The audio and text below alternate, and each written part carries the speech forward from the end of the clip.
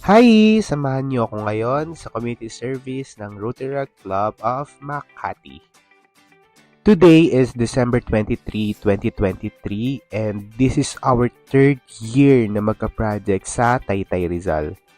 This year, we upgraded our project dahil ang agenda natin ay tatlo. Opo, tatlong nakakapagod. Charing. Nag-start na kaming magbalot ng mga toys, ng mga hygiene kits, and we also prepared pack lunch na i-distribute sa mga bata mamaya. Thank you, Unique Toothpaste. Charing. Nag-prepare din kami ng 20 pieces Noche Buena packages na i-distribute namin sa mga deserving na families. So, ang sistema kunwari ay mga ngaroling kami. Sinong maniniwala, di ba, umagang-umaga? Tapos, akala ng mga target na beneficiaries namin ay kami yung nanghihingi ng pera. Pero ang totoo talaga niyan ay kami yung magbibigay sa kanila ng Noche Buena packages at hygiene kits para iwas sakit at hindi amoy ang heat. Actually, sobrang nakakapagod tong ginagawa namin kasi inisa-isa namin yung mga bahay tapos dapat all out yung performance namin. Hindi na kami nakapag-ready so nag-improvise na rin kami ng instrument. Delight, baka naman.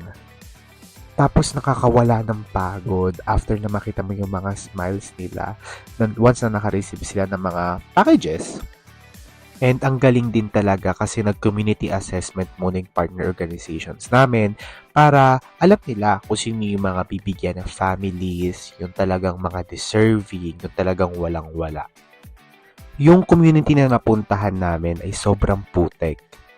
Talagang prone ito sa mga sakit katulad ng diarrhea, possible din magkaroon ng dengue. Dahil magkakalayo yung mga bahay ng mga beneficiaries, ay hindi talaga maiwasan yung pagsakit ng mga paa namin. Kaya sumakay kami sa tricycle, tapos biglang umulan. So, nawala yung mga pagiging aesthetic naming lahat. Tapos umaraw ulit, so naglakad ulit. Pagod na naman. Ano ba naman yan?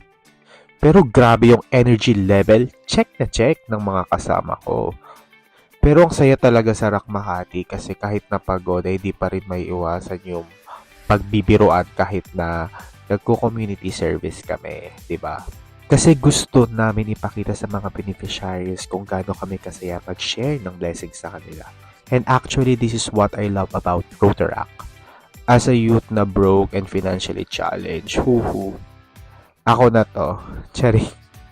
We can still make other people happy in a simple way.